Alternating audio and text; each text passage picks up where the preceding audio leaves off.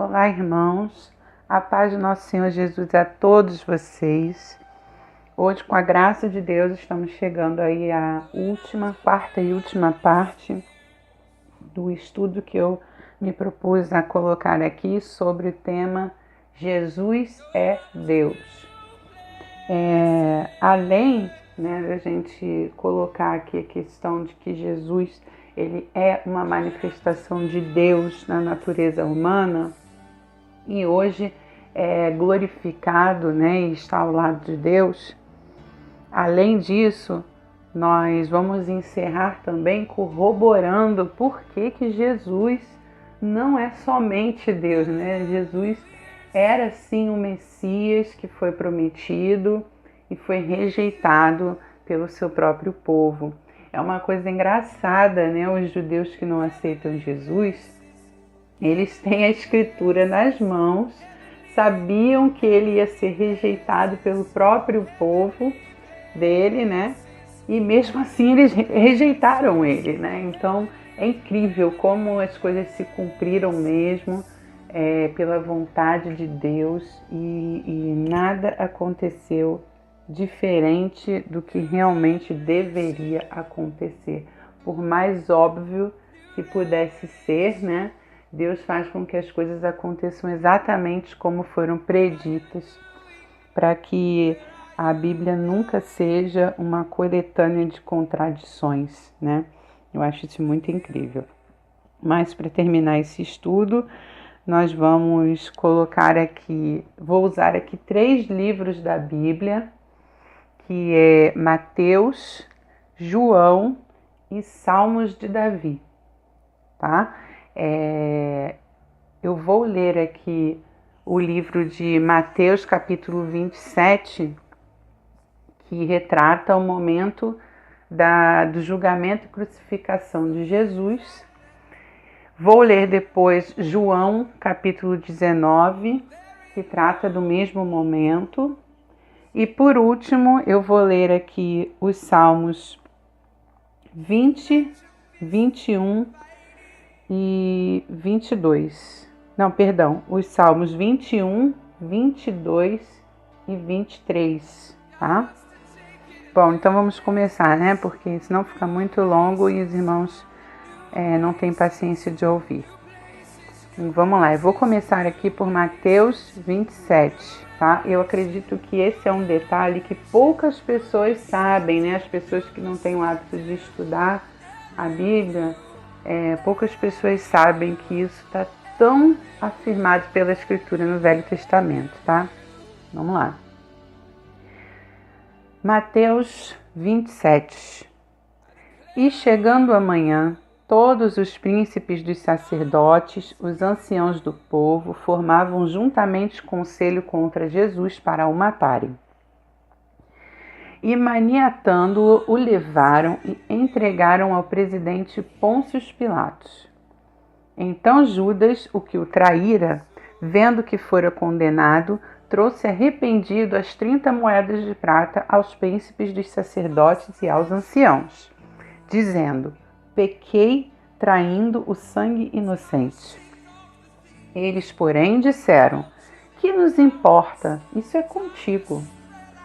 Dizendo assim, o que importa para a gente foi a informação que você nos deu e a tua consciência pesada não nos importa, Se vira agora aí com a sua consciência pesada. E ele, atirando para o templo as moedas de prata, retirou-se e foi enforcar-se. E os príncipes dos sacerdotes, tomando as moedas de prata, disseram: não é lícito colocá-las no cofre das ofertas, porque são preço de sangue. E tendo deliberado em conselho, compraram com elas o campo de um oleiro para a sepultura dos estrangeiros. Por isso foi chamado aquele campo até o dia de hoje, campo de sangue. Um dinheiro maldito, irmãos? Eles próprios sabiam que era um dinheiro maldito. Ou seja, eles estavam fazendo uma coisa que eles próprios sabiam que não estava certo. Então se realizou o que vaticinara o profeta Jeremias. Tomaram as 30 moedas de prata, preço do que foi avaliado que certos filhos de Israel avaliaram, e deram-nas pelo campo do oleiro, segundo que o Senhor me determinou. E foi Jesus apresentado ao presidente, e o presidente o interrogou, dizendo: És tu o rei dos judeus? E disse-lhe Jesus: Tu o dizes. E sendo acusado pelos príncipes dos sacerdotes e pelos anciãos, nada respondeu. Disse-lhe então Pilatos: Não ouves quanto testificam contra ti? E nenhuma palavra lhe respondeu, de sorte que o presidente estava muito maravilhado.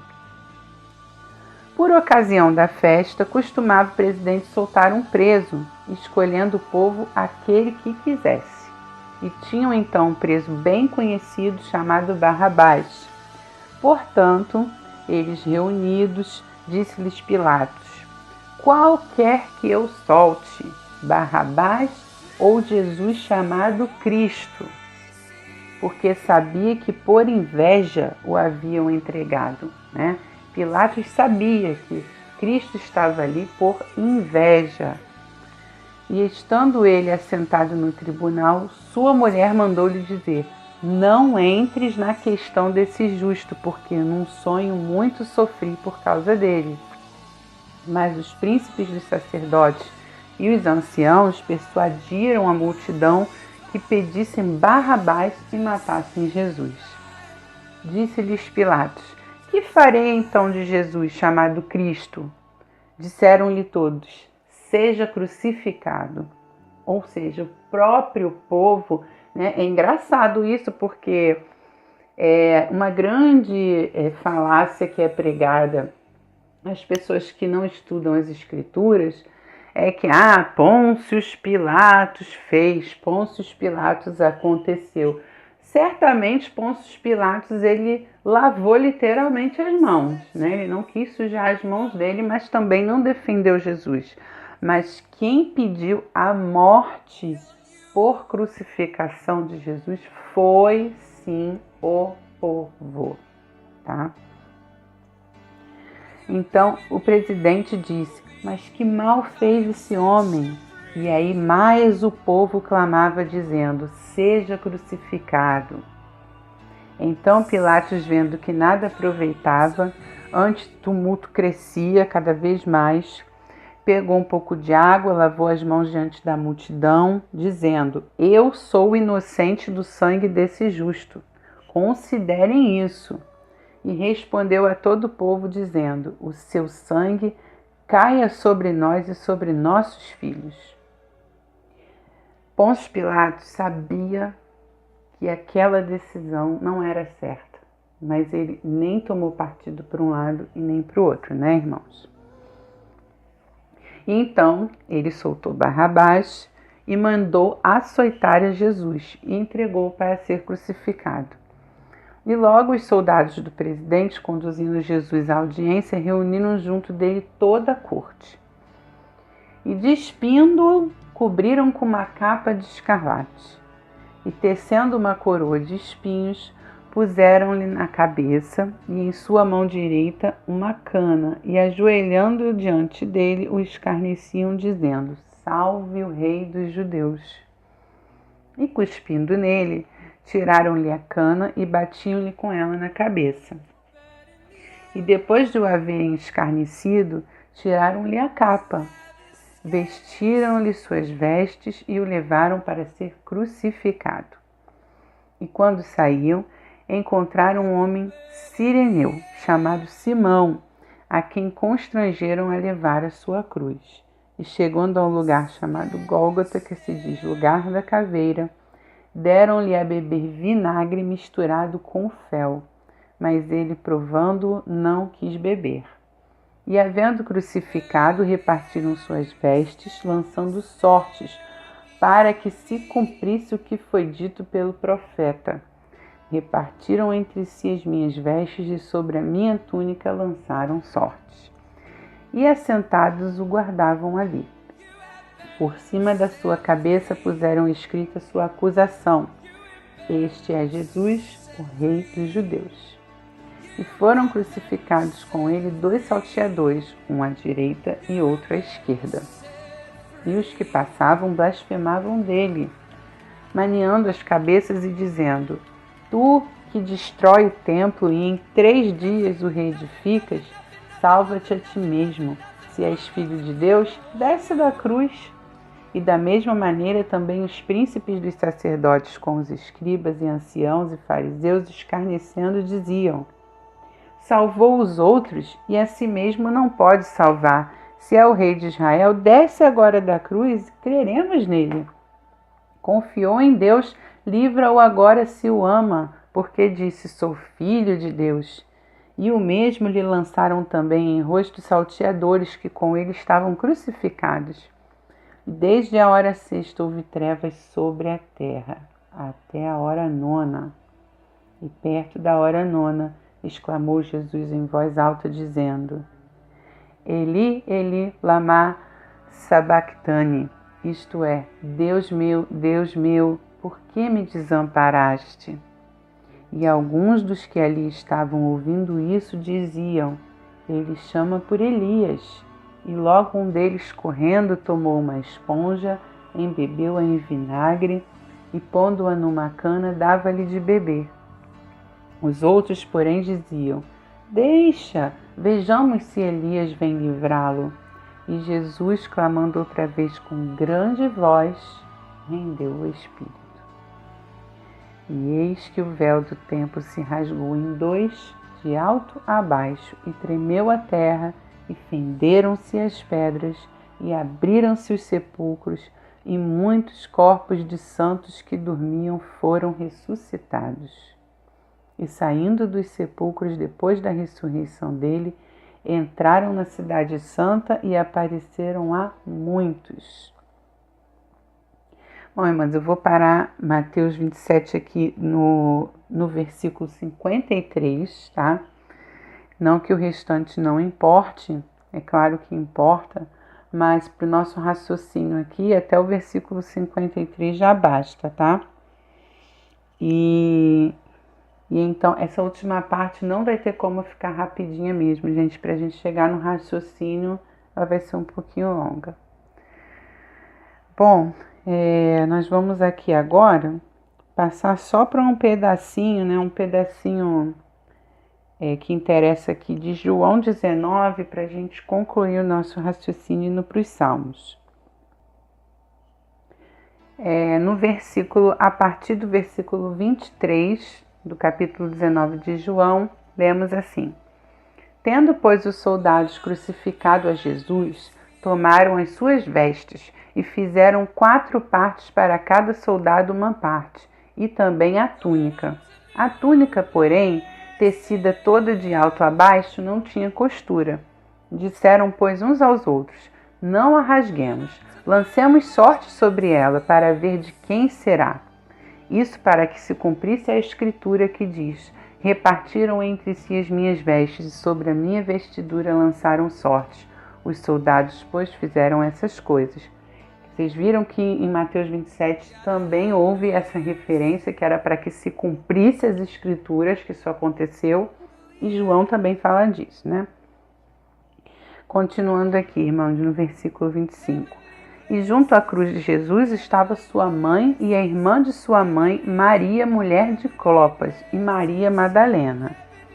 Ora, Jesus, vendo ali sua mãe e que o discípulo a quem ele amava estava presente, disse à sua mãe: Mulher, eis aí teu filho. Depois disse ao discípulo: Eis aí tua mãe. E desde aquela hora o discípulo a recebeu em sua casa. Ou seja, Jesus disse isso para que o discípulo de quem ele gostava cuidasse de sua mãe, né? Depois, sabendo Jesus que já todas as coisas estavam terminadas, para que a escritura se cumprisse, novamente aqui essa referência, ele disse: Tenho sede. Estava, pois, ali um vaso cheio de vinagre. Encheram de vinagre uma esponja e, pondo-a num isopo, lá chegaram à boca. Desculpa, a linguagem é bem antiga, tá, gente? E quando Jesus tomou o vinagre, disse: Está consumado. e, inclinando a cabeça, entregou o Espírito. Bom, então nós lemos Mateus 27, João 19, um pedacinho, e agora eu vou ler para vocês o Salmo 21, 22 e 23, né? Por quê? Eu não havia lido assim o livro de Salmos com essa conotação, mas por acaso eu estava estudando esse pedacinho da crucificação e quando eu percebi esse diálogo aqui, né? E por incrível que pareça, conversei com pessoas que conhecem mais Bíblia do que eu e que não tinham se atentado para isso. Bom, eu vou ler aqui o Salmo 21, tá? Peço que vocês separem por um momento o texto da crucificação que nós acabamos de ler e vamos ler aqui o que Davi está falando nesse Salmo. Começando. O rei se alegra em tua força, Senhor, e na tua salvação grandemente se regozija. Cumpriste-lhe o desejo do seu coração e não negaste as súplicas dos seus lábios, pois vais ao seu encontro com bênçãos de bondade, põe na sua cabeça uma coroa de ouro fino. Vida te pediu e lhe deste mesmo longura de dias para sempre e eternamente. Grande é a sua glória pela tua salvação. Glória e majestade puseste sobre ele, pois o abençoaste para sempre. Tu o enches de gozo com a tua face, porque o rei confia no Senhor e pela misericórdia do Altíssimo nunca vacilará. A tua mão alcançará todos os teus inimigos, a tua mão direita alcançará aqueles que te odeiam. Tu o farás como um forno de fogo no tempo da tua ira. O Senhor os devorará na sua indignação e o fogo os consumirá. Seu fruto destruirá da terra e a sua semente dentre os filhos dos homens. Porque intentaram o mal contra ti, maquinaram um ardil, mas não prevalecerão. Assim que tu lhes farás voltar as costas, e com tuas flechas postas nas cordas, lhes apontarás ao rosto. Exalta-te, Senhor, na tua força, então cantaremos e louvaremos o teu poder. Bom, aqui eu vi muitos irmãos dizendo que Davi está falando dele próprio, tá? Mas não é, gente, Davi está falando de Jesus, tá? O rei coroado que há de viver eternamente. Esse não é Davi, esse é Jesus, tá? E agora nós vamos para o Salmo 22, que olha que maravilhoso. Isso aqui, gente, é Jesus, é a inspiração do próprio Cristo, tá? Então vamos lá. Começa exatamente assim. Deus meu, por que me desamparaste? Por que te alongas do meu auxílio e das palavras do meu bramido? Deus meu, eu clamo de dia e tu não me ouves de noite, e não tenho sossego. Porém, tu és santo, tu que habitas entre os louvores de Israel. Em ti confiaram nossos pais, confiaram e tu os livraste. A ti clamaram e escaparam. Em ti confiaram e não foram confundidos. Mas eu sou verme, não homem, opróbrio dos homens e desprezado do povo. Todos os que me veem zombam de mim, estendem os lábios e meneiam a cabeça, dizendo: confiou no Senhor que o livre, livre-o, pois nele tem prazer. Mas tu és o que me tiraste do ventre, fizeste-me confiar, estando aos seios de minha mãe. Sobre ti fui lançado desde a madre, tu és o meu Deus desde o ventre da minha mãe. Não te alongues de mim, pois a angústia está perto e não há quem me ajude. Muitos touros me cercaram, Fortes touros de Bazã me rodearam. Abriram contra mim suas bocas como um leão que despedaça e que ruge. Como água me derramei e todos os meus ossos se desconjuntaram. O meu coração é como cera, derreteu-se no meio das minhas entranhas. A minha força se secou como um caco, e a língua se me pega ao paladar, e me puseste no pó da morte. Me rodearam cães, o ajuntamento de malfeitores me cercou, transpassaram-me as mãos e os pés. Poderia contar todos os meus ossos, eles vêm e me contemplam. Repartem entre si as minhas vestes e lançam sortes sobre a minha roupa. Mas tu, Senhor, não te alongues de mim. Força minha, apressa-te em socorrer-me. Livra a minha alma da espada e a minha predileta da força do cão. Salva-me da boca do leão, sim, ouviste-me das pontas dos bois selvagens. Então declararei o teu nome aos meus irmãos, louvar-te-ei no meio da congregação. Vós que temeis ao Senhor, louvai-o, todos vós semente de Jacó. Glorificai-o e temei todos vós semente de Israel, porque não desprezou nem abominou a aflição do aflito, nem escondeu dele o seu rosto. Antes, quando ele clamou, o ouviu. O meu louvor será de ti na grande congregação. Pagarei os meus votos perante os que o temem. Os mansos comerão e se fartarão. Louvarão ao Senhor os que o buscam. O vosso coração viverá eternamente. Todos os limites da terra se lembrarão e se converterão ao Senhor.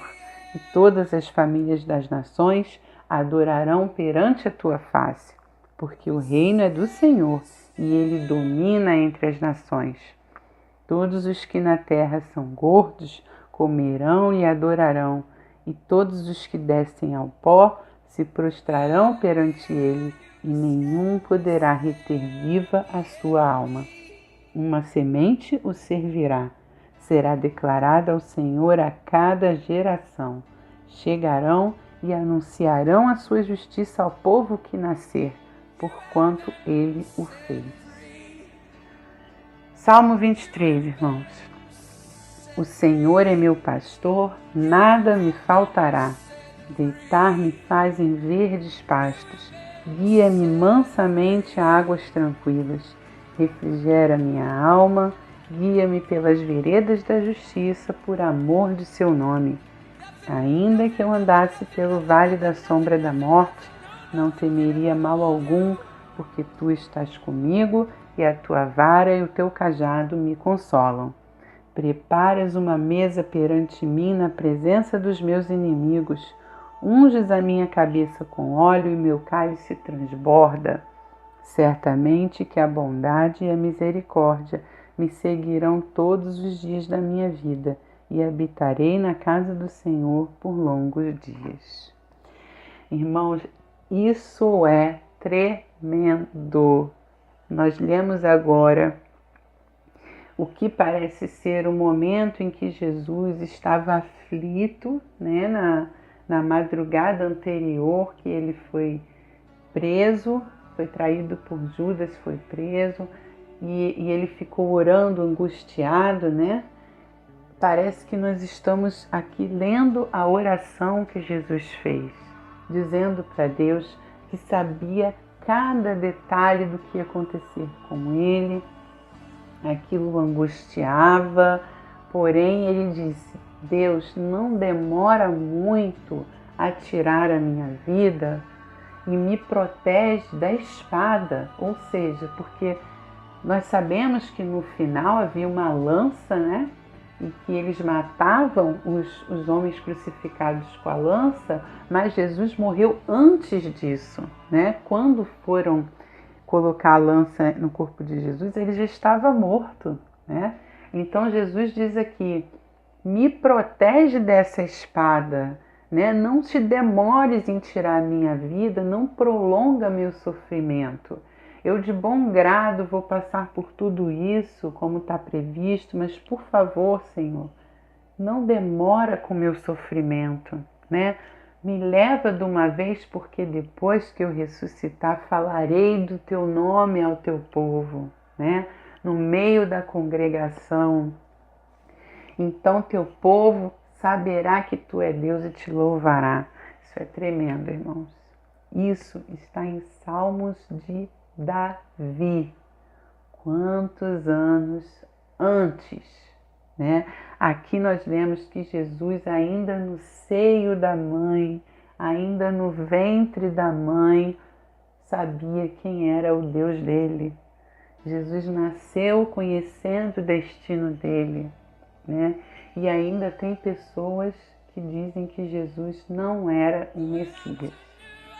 Complicado, né, irmãos? Mas graças a Deus nós temos só motivos para nos alegrarmos e deixarmos a nossa fé cada vez mais firme, que as Escrituras elas reafirmam o tempo todo as coisas tremendas, mesmo ao longo de centenas de anos, não há contradição, tudo se cumpre, tudo está consumado, tudo ocorre da exata maneira com que foi prevista.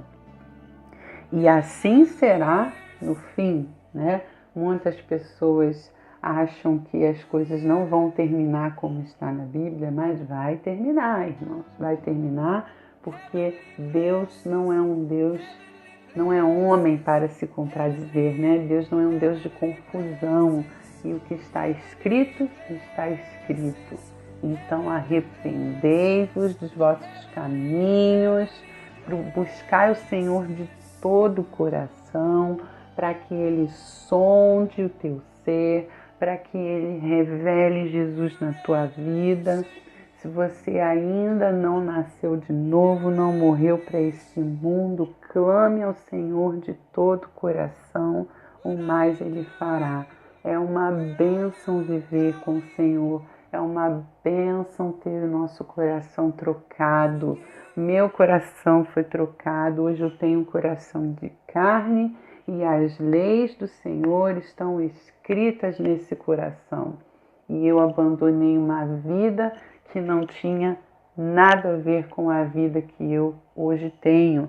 E a mudança é muito mais interna do que externa. Talvez as pessoas de fora não saibam o tanto de transformação que teve na tua vida, porque nós somos falsos, né? O nosso coração é muito escuro e nós escondemos essa escuridão das pessoas.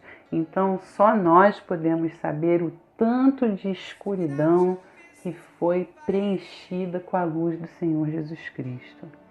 Então é isso, irmãos, eu desejo do fundo do coração que todo esse estudo possa ter edificado a fé de vocês um pouquinho mais. E se uma pessoa tiver um entendimento um pouquinho aberto com esse estudo, eu fico imensamente feliz, que é mais uma alma glorificando ao nome do Senhor. Amém? Fiquem todos na paz de Deus. Um grande beijo e até o próximo estudo.